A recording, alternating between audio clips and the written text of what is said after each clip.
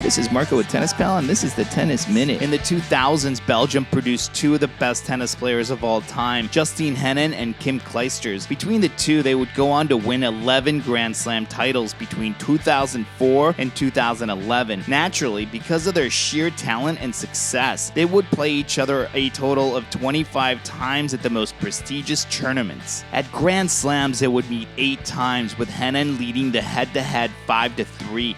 Unfortunately for Clijsters, Henin dominated in Grand Slam finals, posting a 3-0 record against her countrywoman. Also of interest is the fact that both these players retired and came back. Clijsters was more successful in her comeback, winning back-to-back US Opens and an Australian Open. Let's take a look at 3 of their greatest encounters. 2003 French Open Final. 2003 would be a fantastic year for both Clijsters and Henin. They would finish 2 and 1 in the world respectively and contest 2 Grand Slam finals. However, for the 2003 French Open, Clijsters was seeded 2 while Henin was number 4. The last time they had met at the French Open was in the 2001 semifinals, where they thrilled fans with a 3-set epic. On that occasion, it was Clijsters who would come out on top. It was not to be this time though, as Henin would get her revenge and claim her first Grand Slam title and first of 4 French Open titles. 2003 US Open Final. Clijsters and Henin would come in as the top 2 seeds at the 2003 US Open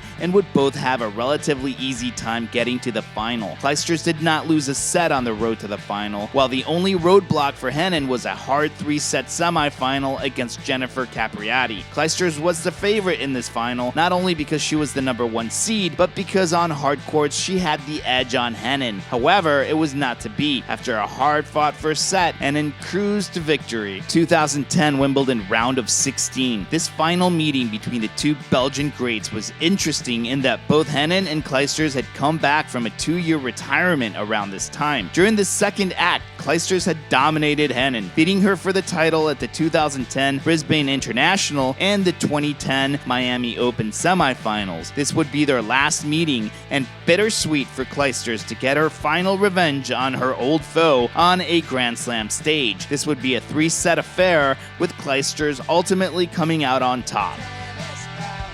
Like always, don't forget to jump on the Tennis Pal app to stay up to date on tennis news, find groups of friends to play with, and get a virtual coach to help with your tennis game.